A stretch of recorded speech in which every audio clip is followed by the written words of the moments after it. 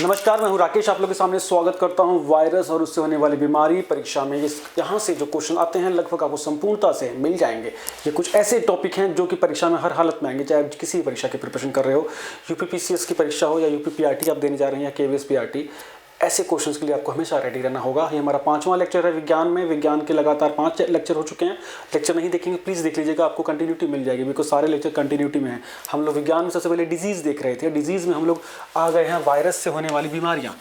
Virus पूरा विश्व इस समय वायरस के प्रकोप से पीड़ित है और शायद ही कोई होगा जो इस वायरस शब्द को एटलीस्ट नहीं जानता होगा। तो क्या है वायरस और ये क्यों फैला देता है? कुछ बड़ी बीमारियां। वायरस जो कि आदर्श रूप से कहें तो ये ऑर्गेनिज्म या सूक्ष्म जीव भी या ये जीव भी नहीं माना जाएगा। इसको एक ऐसा तत्व है जो सिर्फ एक प्रोटीन की लेयर में कुछ जेनेटिक कोड्स, आरएनए हो या डीएनए हो, वो ढके होते हैं और वो जब किसी प्लांट एनिमल के कोशिकाओं के टच में आते हैं तो अपना कार्य करते हैं और अपनी एक्टिविटी को तब बढ़ाते हैं और उससे वो उस बॉडी को या उस चीज़ को इन्फेक्ट कर देते हैं। साधारण रूप से यही है, ठीक है ना।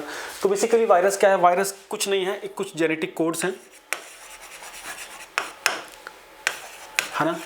डीएनए के होंगे या आरएनए के होंगे, डिपेंड करता है ना। ये अनुमान जेनेटिक कोड के आधार पर इसको दो भागों में इसको हम लोग ब्रॉडली डिवाइड कर सकते हैं और इससे कई प्रकार की बीमारियां फैलती हैं। अब देखिए, ये अपने से कोई भी रिएक्शन या मेटाबॉलिक एक्टिविटी नहीं करते, नॉन सेलुलर होते हैं, इसीलिए इनको जीव की संज्ञा नहीं देती। नॉन सेलुलर अकोशिकीय मतलब कि असेलुलर बोल लीजिए, इसको नॉन सेलुलर बोल लीजिए। इसमें एंजाइम्स नहीं होते हैं। क्वेश्चन आता ना कि ये क्यों इस प्रकार अपने खुद से अभिक्रियाएं क्यों नहीं करते? क्योंकि इसके अंदर कोई एंजाइम नहीं होता, जिसकी वजह से जो भी बायोकेमिकल या मेटाबॉलिक जो रिएक्शंस होती हैं उसको करने में असक्षम होते हैं। इनको एक होस्ट की नीड होती है ना, एक स्वस्थ कोशिका की नीड होती है जिसके टच में आके फिर ये अपने कार्य को करते हैं।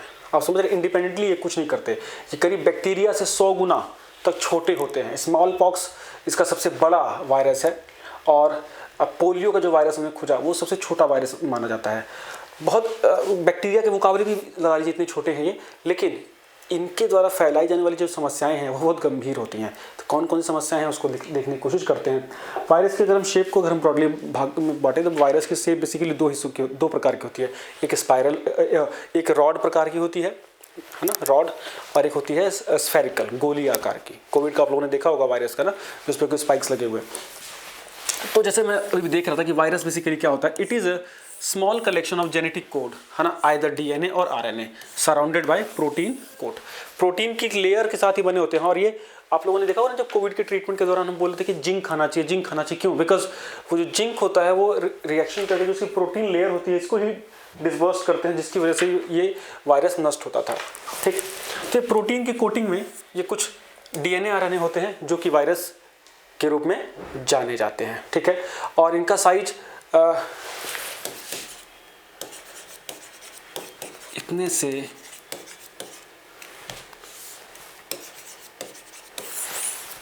ठीक है, ये होता है। इसके बाद इनकी जो अब देखो इसमें एक ये टर्म बहुत इंपॉर्टेंट आती है कि ये ऑब्लिगेट पैरासाइट्स होते हैं। ऑब्लिगेट मतलब ऑर्डर मानने वाले या मतलब अनुशीलन करने वाले या कोई कहना मानने वाले परजीवी होते हैं। मतलब क्या, ये जब किसी होस्ट के पास जाते हैं तो वहाँ पे जाके इनको एक होस्ट की नीड होती है अपना कार्य करने के लिए। किसी होस्ट या मेहमान के शरीर में जाके, जैसे हम हैं, हमारे जब तक वायरस बाहर रहेगा कुछ नहीं करता वो, है ना, वो कोई इफेक्ट नहीं करता। उसको जो प्रोटीन की लेयर है वही बचाती रहती है उसको समस्याओं से, है ना। जैसे हमारे शरीर में प्रवेश करता है हमारे कोशिकाओं के साथ मिल के वो अभिक्रियाएं करता है। तो ऐसी चीज़ों को ऑब्लिगेट पैरासाइट्स बोला जाता है खासतौर से। और इसमें एक और कभी क्वेश्चन पूछ ले कि इसकी शेप कैसी होती है, तो लॉन्ग रॉड की तरह होती हैं, डंडे की तरह, या स्फेरिकल होती हैं मेनली, ठीक है। इससे कुछ प्रमुख बीमारियां होती हैं वो हमको देखने के लिए ज़रूरी थी। कुछ फेमस बीमारियां हैं, HIV की का देख लीजिए, या ह्यूमन पैपिलोमा वायरस। कुछ बड़े वायरसेस हैं जो कि लाइफ थ्रेटनिंग डिजीज देते हैं। कुछ ऐसे वायरस भी हैं कि जो कि डेली लाइफ में हमको होते रहते हैं, ठीक होते रहते हैं। वायरस पर देखिए कोई एंटीबायोटिक काम नहीं करती। कई बार पेपर में आता है जो एंटीबायोटिक होती हैं वो बैक्टीरियल इन्फेक्शंस के ऊपर काम करती हैं। तो वायरस की जो समीकरण होते हैं वो बैक्टीरिया से डिफरेंट होते हैं, इसलिए उस पर एंटीबायोटिक काम नहीं करती है। अब वायरस की अलग अलग कई सारी फैमिली होती हैं, है ना। जेनेटिक से आधार तो RNA DNA हो गया। उसके बाद टोटल अगर हम सबको क्लब कर दें तो करीब 21 प्रकार की वायरस फैमिलीज बनती हैं, है ना, और उन्हीं में से उन्हीं जैसा वायरस रिलीज होता रहता है, म्यूटेशन करके उसी फैमिली की तरह आगे आगे बनते रहते हैं। कोविड में ही आप लोगों ने देखा होगा कितनी ज़्यादा म्यूटेशन हो गई है। अब उसकी जो कुछ इंपॉर्टेंट डिजीज़ हैं वो देखते हैं। इसमें सबसे पहली जो बड़ी डिजीज़ है हेपेटाइटिस, हिंदी में भी हेपेटाइटिस बोलते हैं। ये लीवर से संबंधित डिजीज़ है। लीवर में इन्फ्लेमेशन हो जाती है, सूजन हो जाती है ना, आप लोगों ने देखा होगा। और एक खास तौर से प्रदूषित जल, कंटेमिनेटेड फूड वाटर से खास तौर से होती है। इसमें कुछ होते हैं कि हम अगर एक व्यक्ति के कुछ तत्व दूसरे व्यक्ति तक पहुंच जाएं, जैसे कि हेपेटाइटिस बी, जब ट्रांसफ्यूजन ऑफ ब्लड वगैरह होता है, मतलब एक कोशिका का अंश दूसरी कोशिका तक भी पहुंच जाए तो भी ये हेपेटाइटिस हो जाता है। खास तौर से तो अगर हेपेटाइटिस को अगर देखा जाए तो कंटेमिनेटेड फूड वाटर के से होते हैं। A B C D E 5 प्रकार के हेपेटाइटिस हो सकते हैं। इसमें जो हेपेटाइटिस बी होता है ये DNA वायरस से होता है, बाकी सारे RNA वायरस से होते हैं।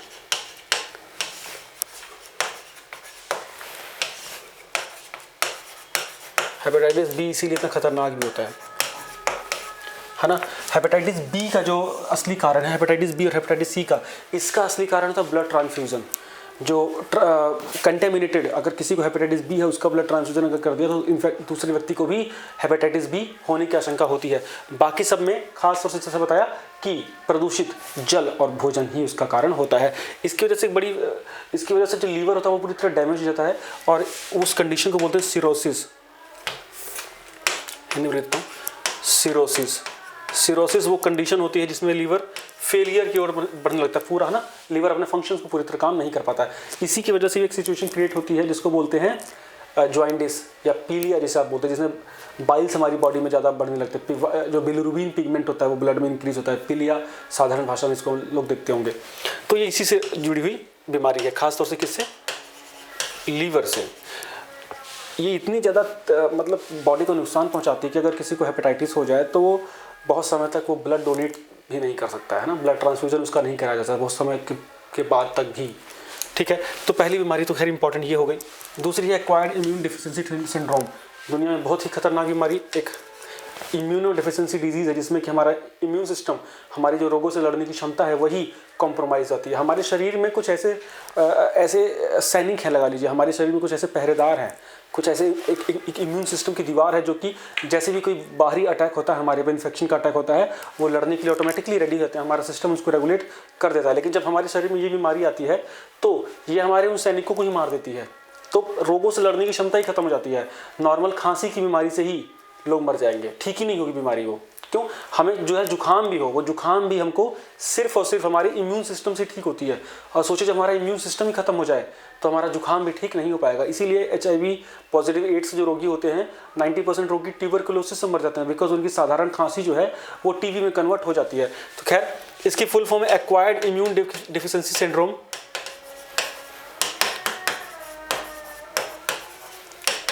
एक्वायर्ड इम्यून डिफिशिएंसी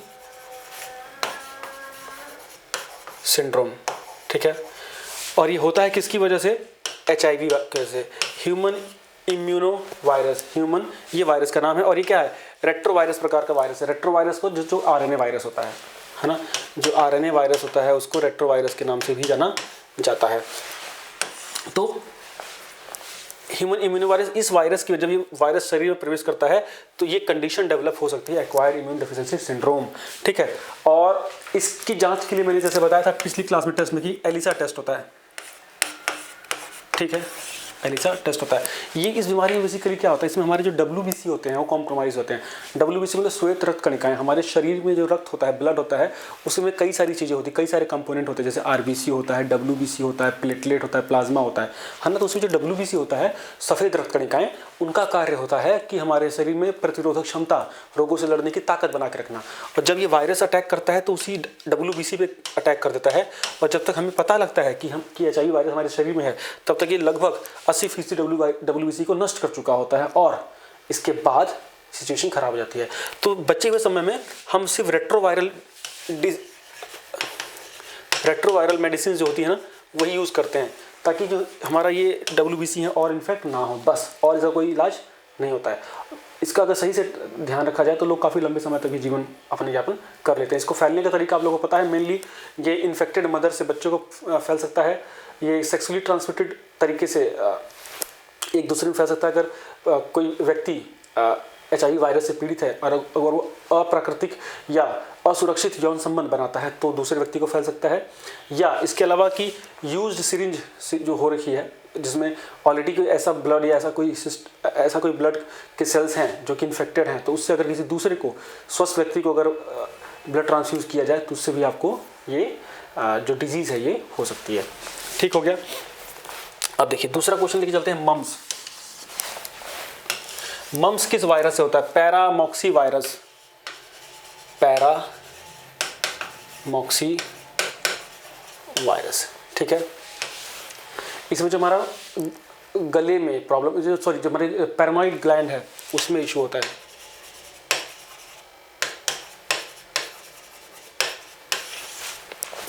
नेक्स्ट है चिकन पॉक्स। मम्स तो काफ़ी कॉमन डिजीज है। चिकन पॉक्स किस वायरस होता है? वेरिसेला ज़ोस्टर, चेचक चिकन पॉक्स आप लोग जानते होंगे, वेरिसेला। अब इनके देखिए क्या है, आपको ये पता होना चाहिए कि ये बीमारी किससे होती है और इसका वायरस कौन सा, बस इससे आगे नहीं पूछते। Varicella zoster chicken pox. ठीक है, चिकन पॉक्स या आप लोग हम देखते हैं कि चेचक जो दाने निकल जाते हैं, बहुत पहले होता था, भारत में खैर नहीं होता लगभग ये, और इस पे पहले खूब क्वेश्चन पूछे जाते थे लेकिन अब क्वेश्चन थोड़े से कम हो गए हैं। इसके बाद एक बहुत फेमस है जो हमें हमेशा कंडीशन है, कॉमन कोल्ड, ये होता है रीनो वायरस से। रीनो वायरस, देखिए इनकी फैमिली इतनी बड़ी होती है कि हमको हर बार कोल्ड होता है। वैसे तो तरीका यह है कि जब हमारी बॉडी में एक प्रकार का वायरस आता है तो हमारा शरीर उसके प्रति इम्यूनिटी डेवलप कर लेता है, लेकिन ये इतने ज़्यादा म्यूटेट होते हैं, इतना ज़्यादा अपना स्वरूप बदलते हैं कि हमको हर साल 6 महीने में नया रीनो वायरस अपना स्वरूप लेके आता है और हमको कॉमन कोल्ड कर देता है ना। तो इसके कॉमन जो फ्लू की जो डिजीज प्रॉब्लम्स होती हैं वो भी, जब बोलते हैं ना वायरल फीवर हो गया आपको हर बरसात के टाइम में, वो यही होते हैं। या जैसे बोलते हैं फ्लूएंजा, फ्लू की बीमारी भी किससे होती है? फ्लू को फ्लूएंजा बोलते हैं, ये बीमारी भी वायरस से ही होती है। ठीक, इसके बाद अगर आप देखेंगे डेंगी और चिकनगुनिया, ये 2 बीमारियां हैं जो कि फ्लेविविरिडी या कैटेगरी फैमिली की वायरस से होते हैं। ये वायरस की फैमिली का नाम है फ्लेविविरिडे। ठीक है, और इसमें किसके थ्रू, क्योंकि इसके लिए होस्ट चाहिए है ना। अब ये फैलते हैं एडीज मॉस्किटो से। एडीज श्रेणी के जो मच्छर होते हैं उसमें जो फीमेल मच्छर होती है एडीज में, है ना, उसके काटने से डेंगू फैलता है और उसी मच्छर के काटने से चिकनगुनिया फैलता है। ये इसी मच्छर से एक और डिजीज होती है येलो फीवर। तीनों को हम साथ लेके चलेंगे, येलो फीवर, पीला बुखार या पीत ज्वर। ठीक है, अब डेंगू बेसिकली क्या है? एक हड्डी तोड़ बुखार है जो कि इसमें जॉइंट्स पूरे पेन में दर्द करते हैं, बहुत तेज शार्प बुखार होता है और इसमें हमारे शरीर में लिक्विड मतलब कि फ्लूइड की कमी तेज़ी से होने लगती है और जिससे प्लेटलेट बहुत तेज़ी से गिरने लगती है हमारे ब्लड की। हमारे ब्लड में जो प्लेटलेट होती है वो आदर्श स्थिति में हमारे शरीर में तरलता बना के रखती है, लेकिन जब बहुत तेज़ी से ये वायरस अटैक करते हैं तो बहुत ज़्यादा, मतलब तो बहुत कॉमन, जैसे कि दिल्ली जैसे शहरों में या ऐसे शहर जो कि ट्रॉपिकल रीजन में है, जो कि तटीय इलाकों में है, जहाँ आर्द्र मौसम होता है ना, वहाँ जहाँ वर्षाएं ज़्यादा होती हैं वहाँ पे बीमारी खास तौर से पाई जाती है। मतलब जहाँ पे मच्छर ज़्यादा होते हैं, साफ़ पानी में बेसिकली मच्छर होते हैं और ये हमारी बॉडी के अंदर इंटरनल ब्लीडिंग का खतरा कर सकते हैं। बिकॉज जब इसमें प्लेटलेट बहुत तेज़ी से डाउन होती हैं तो इंटरनल ब्लीडिंग का खतरा बढ़ जाता है। बिकॉज प्लेटलेट अगर कम होती है तो हमारे रक्त में क्लॉटिंग जो होना होती है वो कम हो जाती है। ठीक है, इसी प्रकार चिकनगुनिया में जॉइंट पेन होता है, बहुत हड्डी तोड़ बुखार इसको कहते हैं, और इसमें प्लेटलेट तो रिड्यूस नहीं होती है लेकिन बाकी सारे सिम्टम्स इसके ऑलमोस्ट सेम होते हैं। 4 प्रकार के डेंगू के फीवर होते हैं। ठीक है, 4 प्रकार डेंगू के 4 प्रकार के अलग अलग वायरस होते हैं, तो इसीलिए किसी व्यक्ति को एक बार जीवन काल में सिर्फ 4 बार डेंगू हो सकता है। नेक्स्ट कहते हैं मीसल्स, खसरा। बहुत सारे देश इससे मुक्त भी हो चुके हैं। खसरा किस वायरस से होता है? रूबेला वायरस से। रूबेला ये रेस्पिरेटरी प्रॉब्लम है ना, रेस्पिरेटरी डिजीज होती है, श्वसन संबंधी। नेक्स्ट है पोलीमाइटिस। इसको हम लोग पोलियो बोलते हैं। प्रोनाउंसिएशन के बड़े तगड़े इशू हैं, है ना। पोलियो वायरस अब तक का सबसे छोटा वायरस होता है, खोजा गया। अच्छा मुझे बताइएगा वायरस की खोज किसने की थी? पाश्चर से शुरुआत हुई थी, इवानोस की, और किस किस का इसमें योगदान था? इस वायरस का नाम है एंटेरो वायरस। क्या नाम है? ये एंटेरो प्रकार का वायरस है, एंटेरो वायरस, ठीक है। जो पोलियो होता है, पोलियो वायरस हमारे जब एलिमेंट्री कैनाल के थ्रू ये शरीर में एंटर करता है और हमारे नर्वस सिस्टम को नष्ट कर देता है, हमारे नर्वस सिस्टम को ख़राब कर देता है, जिसकी वजह से कि पोलियो नाम की समस्या होती है, जिसमें कि व्यक्ति का कोई अंग भंग मतलब कि सही प्रकार से कार्य नहीं कर पाता, जिसका डेवलपमेंट नहीं हो पाता, हाथ का, पैर का। आप लोगों ने देखे होंगे। भारत ने पोलियो की बीमारी को निपटाने के लिए PPIP, है ना, पल्स पोलियो इम्यूनाइजेशन प्रोग्राम 1995 में लॉन्च किया था। ये पेपर में कई बार पूछा गया है, यहाँ थोड़ा सा इंपॉर्टेंट रहेगा। तो पोलियो भी जोनास साल्क जिन्होंने इसका ये वायरस खोजा था, इंपॉर्टेंट है। नेक्स्ट क्वेश्चन की ओर अगर हम देखेंगे, कैंसर। देखिए वैसे तो कैंसर के कोई रियल कॉज का पता नहीं लग पाता कि किस कारण से होता है, लेकिन एक प्रकार का कैंसर है जो कि वायरस की वजह से होता है, वो है HPV वायरस की वजह से, ह्यूमन पैपिलोमा वायरस। ये वायरस जो है ये विमेंस में जो ओवरी कैंसर है ना, जो सर्वाइकल कैंसर जिसे आप बोलते हैं, उसके लिए जिम्मेदार होता है। औरतों में जो बच्चेदानी का जो कैंसर, जिसको आप लोग साधारण भाषा में बोलते हैं, ये खासतौर से इसी HPV वायरस की वजह से ही होता है। ह्यूमन पैपिलोमा वायरस ये खासतौर से सेक्सुअली ट्रांसमिट भी हो सकता है, इन अनहाइजीनिक कंडीशन में रहने की वजह से भी हो सकता है, ठीक है। तो HPV वायरस है जो कि ओवेरियन कैंसर के ऊपर का एक बहुत बड़ा रीज़न है। इसके वैक्सीनेशंस भी हो चुके हैं, इसके वैक्सीनेशन प्रोग्राम भी चलते हैं कि जो शायद एग्जैक्टली मुझे ध्यान नहीं, लेकिन 14-15 साल की उम्र से लेकर 45 साल की जो फीमेल होती हैं, इनके बीच में इनको वैक्सीनेशन भी कराया जाता है इससे बचने के लिए। और वैसे ये HPV वायरस ही जिम्मेदार होता है जो लोगों को वार्ड्स निकलते हैं ना, जो मस से निकल जाते हैं, वो बेसिकली HPV वायरस ही होता है।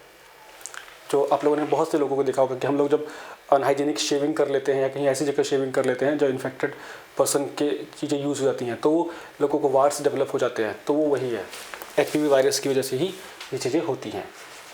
नेक्स्ट है रेबीज़। वही रेबीज़ एक वायरस होता है जो कि जानवर से इन्फेक्ट होता है बेसिकली। जैसे कुत्ता, बंदर, बिल्ली अगर हमको पंजा मार दे, काट ले, तो रेबीज़ वायरस हमारे शरीर में जाने का खतरा बना रहता है। और इसको हाइड्रोफोबिया भी कहा जाता है।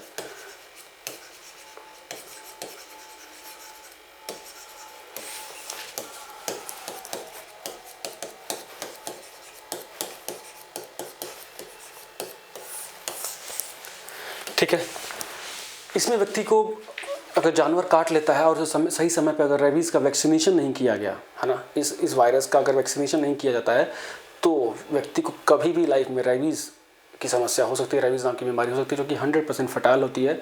और इसमें व्यक्ति को सिम्टम्स के रूप में पानी से डर लगता है, पानी को देखते ही वो डरने लगता है, ये इसका क्लासिकल सिम्टम होता है, ठीक है। तो रेबीज़ भी आपका वायरस से होता है। इसके बाद अगर देखें तो स्मॉल पॉक्स, ये वेरियोला वायरस से होता है ना। सबसे बड़ा अब तक का सबसे बड़ा नोन वायरस यही है, वेरियोला वायरस साइड में, ठीक है।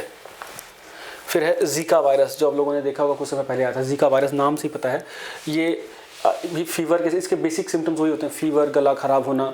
इसमें प्रेग्नेंट जो वुमेन्स हैं उनको ज़्यादा समस्या होती है। प्रेग्नेंट वुमेन का जो होने वाला बच्चा होता है उस पर इसका इफेक्ट पड़ जाता है, जो कि मेंटली रिटार्डेड तक हो सकता है, ठीक है। इसके बाद है इबोला वायरस, जो कि 1976 में इसका सबसे पहली बार पता लगा था। ये भी एक रेस्पिरेटरी डिजीज़ है जिसमें कि मोर्टेलिटी रेट काफ़ी ज़्यादा है। ये अफ्रीकी देशों में खास तौर से पाई जाती है और ये अनहाइजीनिक कंडीशन में काफ़ी तेज़ी से डेवलप होता है। हाईली कम्युनिकेबल डिजीज़ है ये इबोला, और इसमें भी मोर्टेलिटी बहुत ज़्यादा होती है, ठीक है। इसी प्रकार से कोरोना वायरस, जो कोरोना विरिडी फैमिली से रिलीज़ हुआ, वो आप लोग अभी देख ही रहे हैं, ठीक है। तो ये कुछ वायरसेस के से संबंधित डिजीज़ थी, इसको फटाफट हम निपटा सकते हैं। और नेक्स्ट वीडियो में हम लोग अगले साइंस के लेक्चर के साथ मिलते हैं। इससे पहले हम EVS का एक और लेक्चर लेके आएंगे। Thank you so much.